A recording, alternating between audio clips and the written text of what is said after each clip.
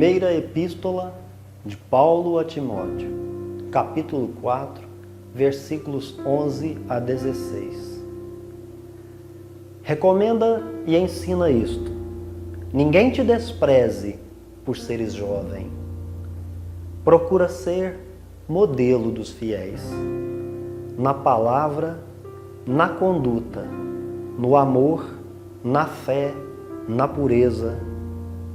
Até minha chegada, dedica-te a ler, exortar e ensinar. Não descuide teu carisma pessoal, que foi concedido por indicação profética, quando os anciãos te impunham as mãos. Cuida disso de modo que todos possam ver teus progressos. Vigia tua pessoa e teus ensinamentos, e sê constante. Fazendo isso, vos salvareis, tu e teus ouvintes.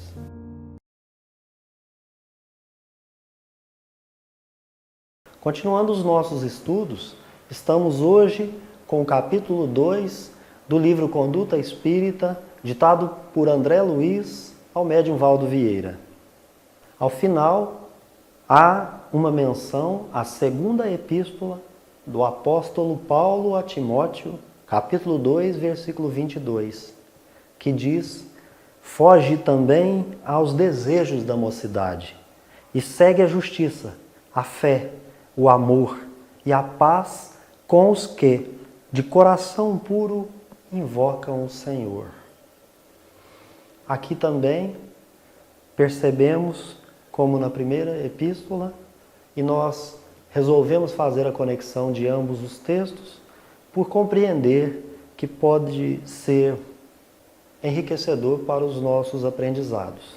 Capítulo 2, que estudamos hoje, ele é uma mensagem ao jovem, mas devemos ser humildes que, por compartilharmos numa encarnação de vários ciclos em que ser jovem é uma destas etapas, entendemos que, ao mesmo tempo, pode ser uma cartilha para os pais na educação dos filhos, pode ser também uma cartilha para as nossas evangelizadoras, os nossos evangelizadores, para os nossos grupos de estudo, quando tivermos à frente perguntas e problemas tais quais os que serão trazidos por essa maravilhosa mensagem.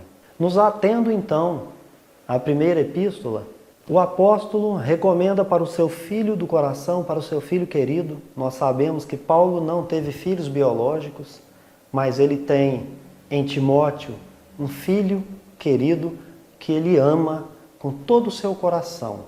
Ele está dizendo: Timóteo, recomenda aí e ensina para aqueles aos quais você vai levar a palavra. Ninguém te despreze por seres jovem. Ser jovem não é uma doença. Ser jovem é uma etapa num ciclo de vida reencarnatória. Procura ser modelo.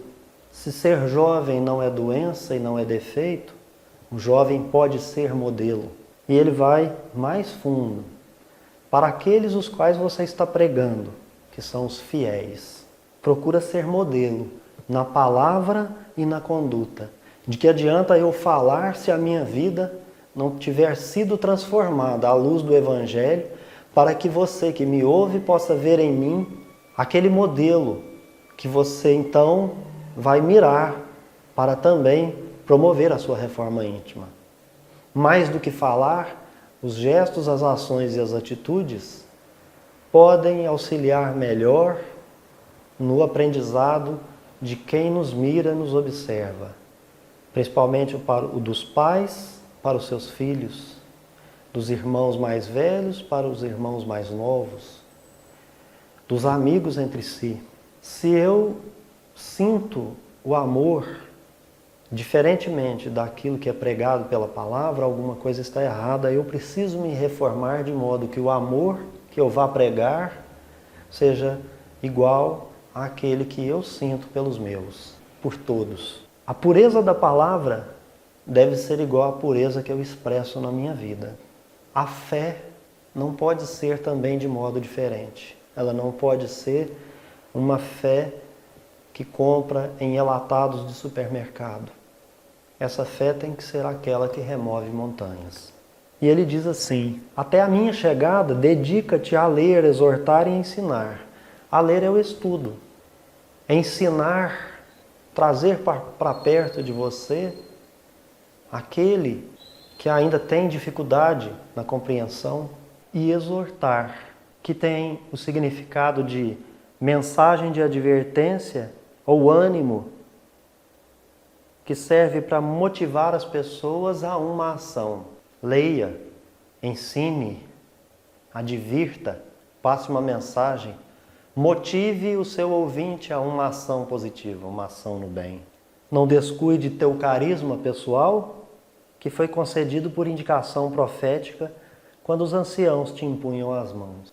Hoje, infelizmente, algumas pessoas com o carisma pessoal, com algum dom e alguma habilidade, utilizando os diferentes canais para pedir dinheiro em troca de favores, que não serão essas mesmas pessoas que farão esses favores, chamados de milagres, dizendo serem íntimos de Deus e que, portanto, Deus, em face do pagamento financeiro, vai conceder algum milagre para alguém.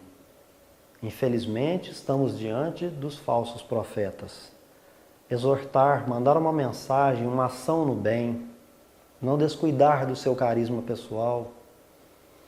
Cuida de modo que todos possam ver os teus progressos. Vigia tua pessoa e teus ensinamentos e ser constante. Esse progresso aqui não é o progresso financeiro, não é o progresso material, é o progresso que nós vamos mudar a palavra para a evolução espiritual. Que as pessoas possam ver em você a mudança que você quer na humanidade. Nós não promovemos a mudança no outro, nós promovemos a mudança interiormente. Aquele outro que mira na nossa mensagem vai poder, fazendo a sua avaliação, mudar ou não. Mas nós vamos exortá-lo, adverti-lo, trazer com motivação para que ele venha produzir uma ação para o bem, uma ação positiva no bem. Ser constante. Nós temos uma dificuldade muito grande em ser constante. Porque a vida, ela é sazonal. Ela tem altos e baixos. Se a nossa felicidade estiver só no alto, se a nossa resignação estiver somente no alto, se a nossa paciência estiver toda no alto, se a nossa tolerância somente estiver nos altos, infelizmente, nós não estamos sendo constantes. Porque a vida pode ser sazonal, pode ter altos e baixos, mas nós devemos estar na média, no equilíbrio. Fazendo isso, vos salvareis, tu e teus ouvintes. Por outro lado, vamos ver que na outra epístola, uma outra palavra inserida dentro daquele contexto foi: segue a justiça. Justiça, caminho reto. Então, em todo momento, o apóstolo Paulo está pedindo ao seu filho querido, ao filho Timóteo, que ele siga o caminho do bem, o caminho reto, pois justiça não é equidade jurídica. Naquele tempo, significa retidão. Então, após nós visitarmos essas duas advertências, essas duas mensagens que foi feita pelo apóstolo ao seu filho, então nós podemos apropriar desses ensinamentos e trazer todos eles para a nossa mensagem e estudo no dia de hoje. No capítulo 2, André Luiz diz ao jovem: moderar as manifestações de excessivo entusiasmo, exercitando-se na ponderação quanto às lutas de cada dia, sem, contudo, deixar-se intoxicar pela circunspecção sistemática ou pela sombra do pessimismo. Vamos lá. Nós temos uma capacidade enorme de vermos um futuro todo colorido, todo brilhante, ou dando uma virada de 180 graus, também ver um futuro não muito colorido, míope, embaçado. Alguém te promete um emprego, você chega para a entrevista. Lhe é prometido um determinado salário, lhe são prometidas determinadas vantagens e ao desenvolver, protrair esse contrato de trabalho, você não vê implementadas naquele patrimônio jurídico do contrato em que você fez entre empregado e empregador, aquelas promessas iniciais. Neste momento da promessa, não manifeste excessivo entusiasmo e seja moderado, porque o futuro pode não ser daquela forma. As pessoas às vezes pensam que podem oferecer algo, mas as contingências do cotidiano modificam e não por maldade, mas no dia seguinte há uma crise financeira, como o Estado brasileiro passa e já passou, e nem por isso nós vamos deixar de ser os cristãos que somos, e muito menos o Brasil vai deixar de ser pátria do Evangelho e coração do mundo. E há o descumprimento, não por maldade, conforme falamos. Se você está preparado ponderadamente, você pode ter o entusiasmo de ter encontrado uma colocação, um emprego, sair da inércia e começar também a construir o teu próprio futuro com base naquele emprego que você conseguiu. Se você tiver ponderação em todos os dias, você vai ter o cuidado de como você vai dialogar a respeito daquelas promessas descumpridas, ou não implementadas até aquele momento, e poderá enfrentar um outro momento em que tudo o que lhe foi prometido poderá, então, vir até você e constituir um patrimônio jurídico para você. Porém, como você deve ser comedido e moderado, não se intoxicar pela sisudez.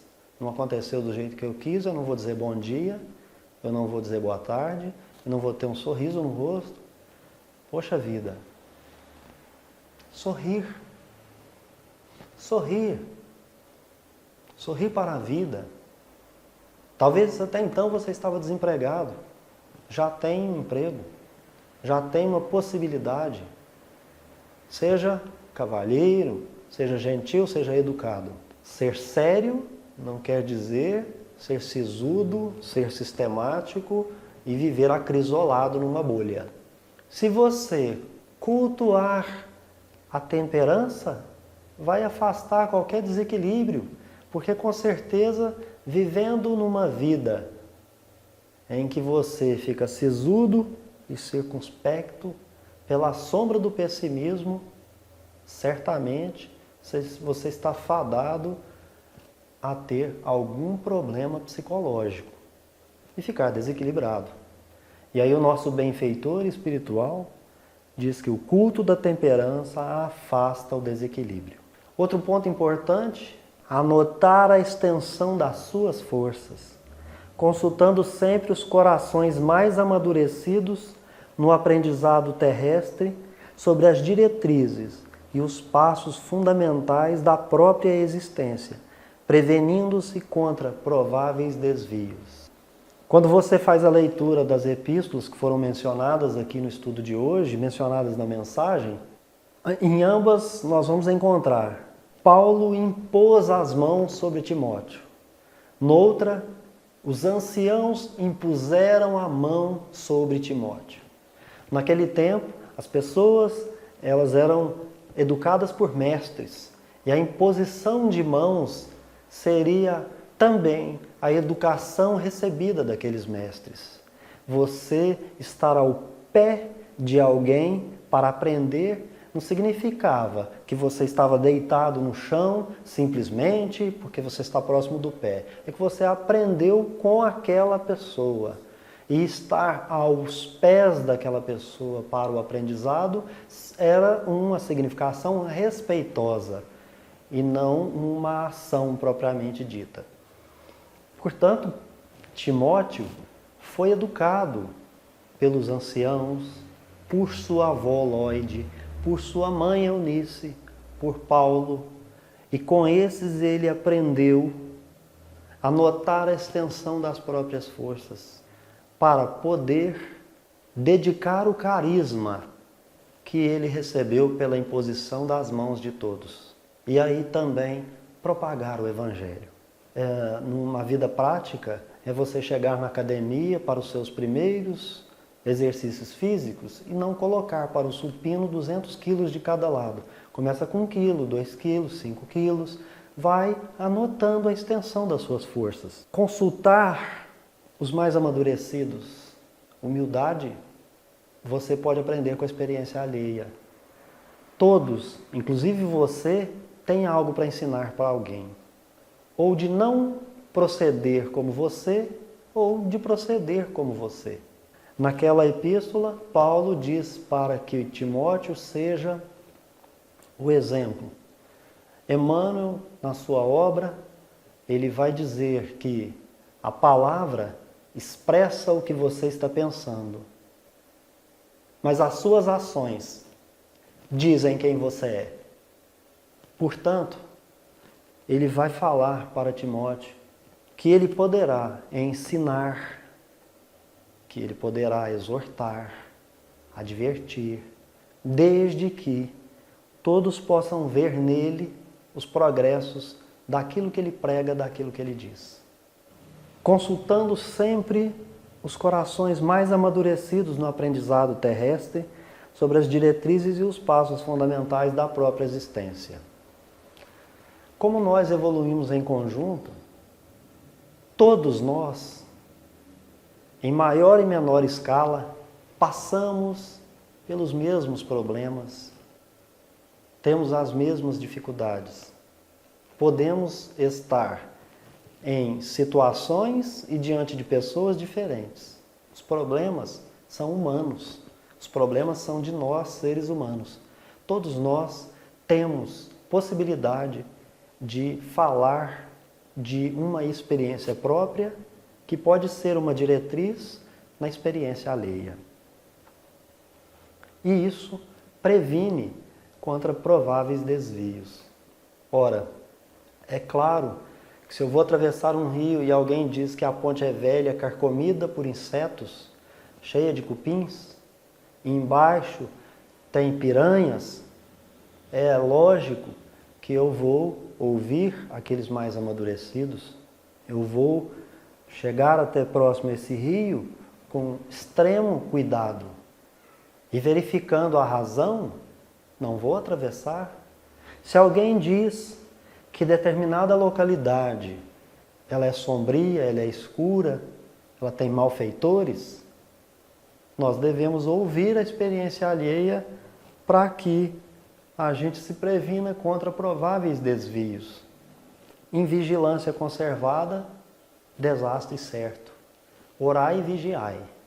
Vigilância constante é também ouvir a experiência do próximo. Outro ponto importante, guardar persistência e uniformidade nas atitudes, sem dispersar possibilidades em múltiplas tarefas simultâneas, para que não fiquem apenas parcialmente executadas. Foco, persistência e foco. Se anteriormente nós falamos de equilíbrio e humildade, claro que aqui nós estamos falando de persistência e de foco, sem dispersar possibilidades em múltiplas tarefas simultâneas. Não adianta eu querer segurar 4 copos se eu tenho 2 mãos. Eu vou fazer um trabalho melhor, com mais qualidade, se eu utilizar a habilidade de cada mão para cada copo. Uma questão bem interessante. Se eu inicio uma tarefa e paro, ela ficará sem resultado. Eu vou para outra tarefa e paro. André Luiz está falando com o jovem e a obra, não esqueçamos, é intitulada Conduta Espírita. É claro que ele está falando para o jovem espírita, para o jovem que foi criado nas casas espíritas, conforme a doutrina espírita. Então, quando ele traz o exemplo de Timóteo, Timóteo é um jovem criado aos pés de Paulo, aprendendo aquela doutrina do Cristo, Jesus Cristo Salvador. Mas é claro que ele não deixou de aprender o judaísmo, que é a origem paulina. Paulo não nasce Paulo, ele nasce Saulo. Como convertido de Damasco, ele utilizará o nome Paulo. Mas ele é Saulo de Tarso. Ele é o judeu Saulo de Tarso. E Timóteo foi educado naquela doutrina. Aqui ele está falando, o André Luiz, para o jovem espírita. E é claro que ele está dizendo assim, olha, jovem espírita, você tem uma responsabilidade. E a sua responsabilidade é maior do que aqueles outros que ainda não chegaram neste momento espiritual para conhecer o que você já conhece. Então ele está dizendo para que você observe as suas forças, que você vá trabalhar não em várias tarefas, mas em menores tarefas ou menor quantidade de tarefas.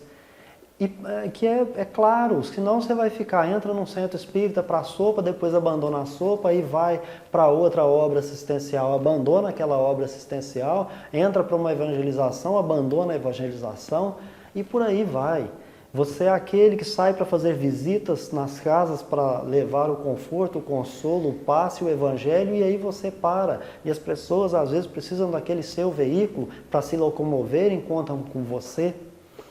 Então, o jovem espírita, ele também precisa pensar na sua responsabilidade. Então, guarda persistência e uniformidade nas atitudes. Assuma compromissos com aquilo que você pode realmente ter resultados, que você pode começar e terminar. Assuma tarefas, responsabilidades com tarefas, segundo as suas próprias forças, a sua disponibilidade. Ninguém pede mais do que isso.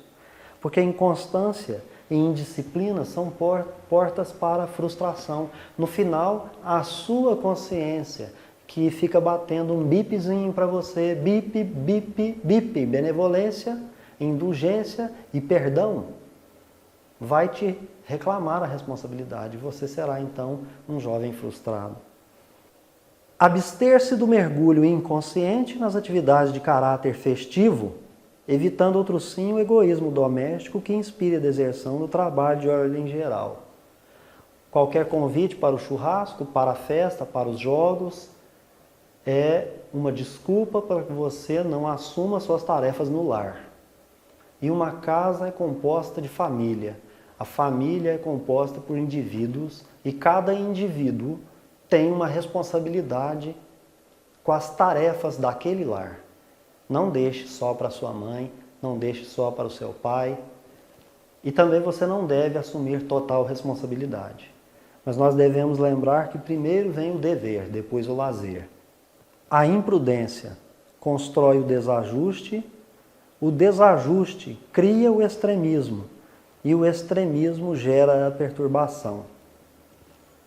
Sendo imprudente, vamos para todas as festas, todas as bebidas, experimentar N coisas e você mais do que ninguém, principalmente sendo jovem espírita, já tem conhecimento por palestras e por frequentar locais onde você percebe os efeitos das drogas tanto na pessoa, no físico da pessoa, quanto no mental da pessoa e no entorno da pessoa, todas as drogas e também com relação às portas que abrem para todo tipo de obsessão. E se você então é imprudente, você que está construindo o castelo chamado desajuste. Talvez ele ficará sem portas e sem janelas, e você será o que ficará preso dentro dele. Esse desajuste criará um extremismo, e você terá ataques de fúrias, esses ataques de fúrias, de falta de respeito, né, sem limites, porque você então está com a sua imprudência, já que não orou, não vigiou, não verificou o limite das suas próprias forças, não foi humilde, não teve paciência, resignação, então você abriu o campo para perturbação. Daí também você já deve ter participado de tarefas onde você foi verificar aqueles irmãos que estavam ou na rua ou nas casas assistenciais, nos hospitais, nos sanatórios, enfim, de toda sorte de problemas que a imprudência vai construir. Apagar intenções estranhas aos deveres de humanidade e ao aperfeiçoamento moral de si mesmo. Ora, quais são os deveres de humanidade? Eu tenho que progredir no conhecimento ou eu preciso verticalizar na virtude? Lembrando o Espírito da verdade, ele diz: Espíritas, amai-vos, eis o primeiro ensinamento. Instruí-vos, eis o segundo. Ele não disse que nós não devemos ter conhecimento, mas ele está colocando a virtude em primeiro lugar. O amor que é tratado ali é aquele mesmo amor evangélico, da moral evangélica. É o amar ao próximo como a si mesmo. Então, no início, quando Jesus vai falar sobre a lei de amor para nós, humanidade, representada pelos seus apóstolos e aqueles para os quais ele pregou, ele diz assim: amar a Deus sobre todas as coisas e ao próximo como a si mesmo. Eis toda a lei e os profetas. Ele resumiu tudo naquelas mais de 600 regras que existia na lei mosaica para 2 mandamentos. Amar a Deus sobre todas as coisas e ao próximo como a si mesmo. Esta é toda a lei e os profetas. Ele estava falando da lei de amor. Se você procurar no Evangelho segundo o Espiritismo, você verá a lei de amor. E não é diferente do nosso dever de humanidade. Amar a Deus sobre todas as coisas e ao próximo, como a si mesmo. Nós estamos aqui para evoluirmos em conjunto. E nós evoluímos sempre juntos, mas no passo do mais lento.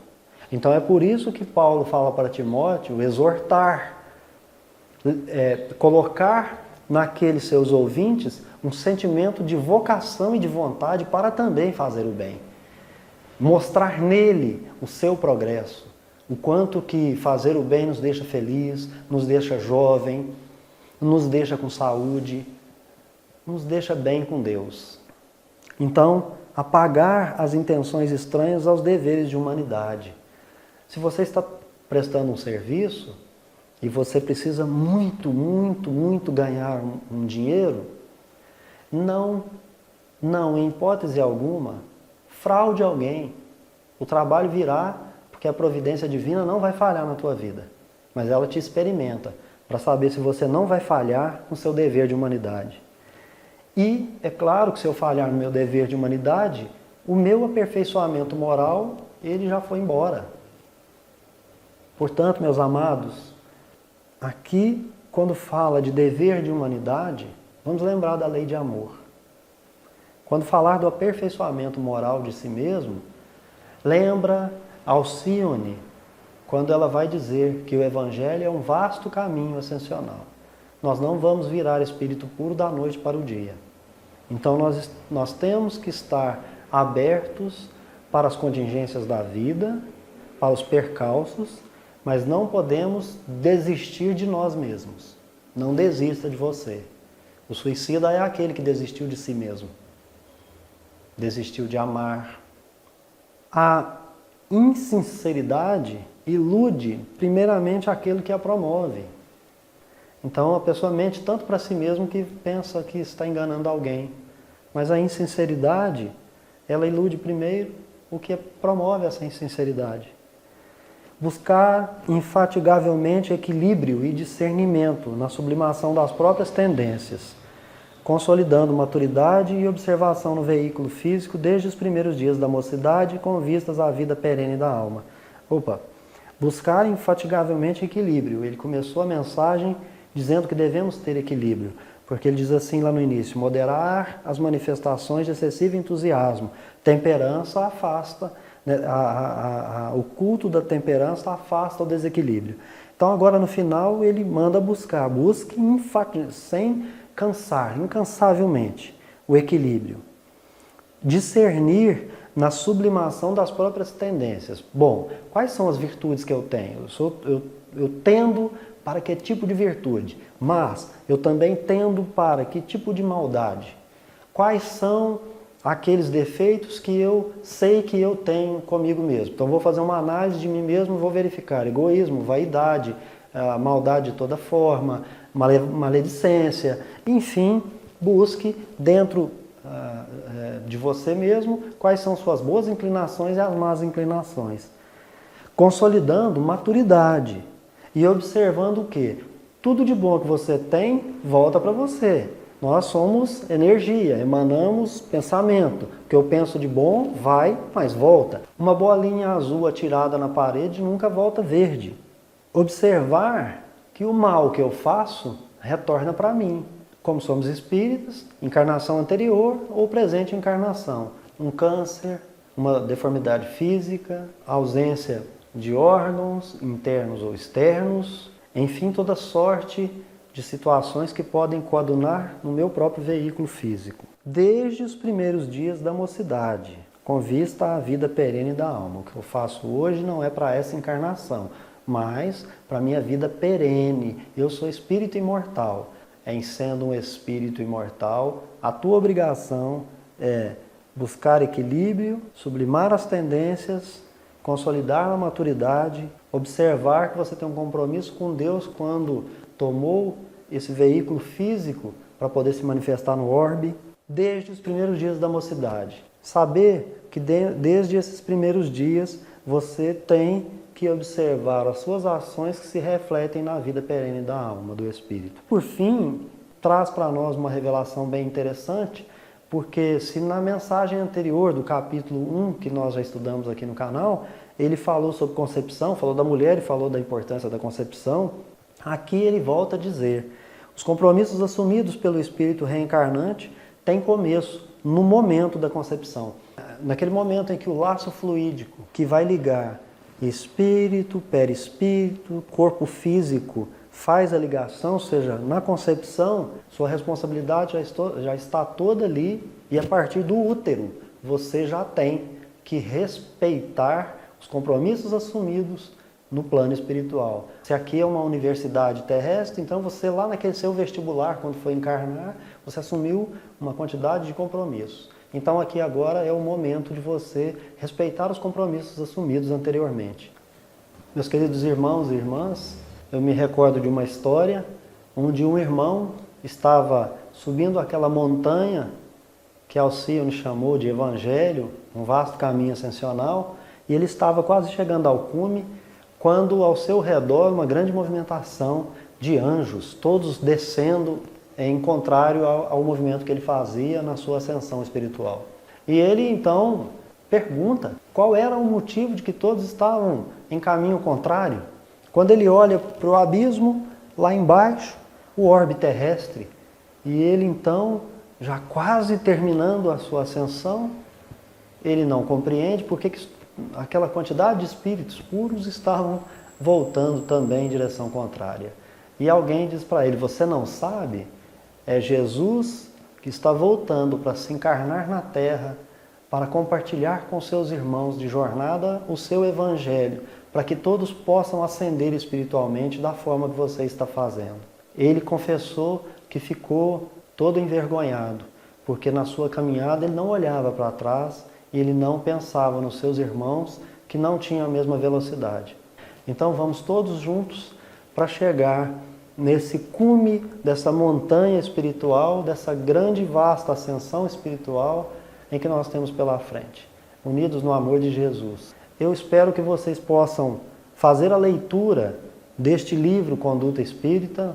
No próximo encontro estaremos no capítulo 3 do Dirigente de Reuniões Doutrinárias e eu espero que você tenha gostado da nossa troca no dia de hoje. Se você gostou, curta o vídeo, compartilhe e seja bem-vindo sempre ao nosso canal para fazer os seus comentários, deixando as suas opiniões. Um abraço, um beijo no coração, fiquem com Deus, até o próximo encontro.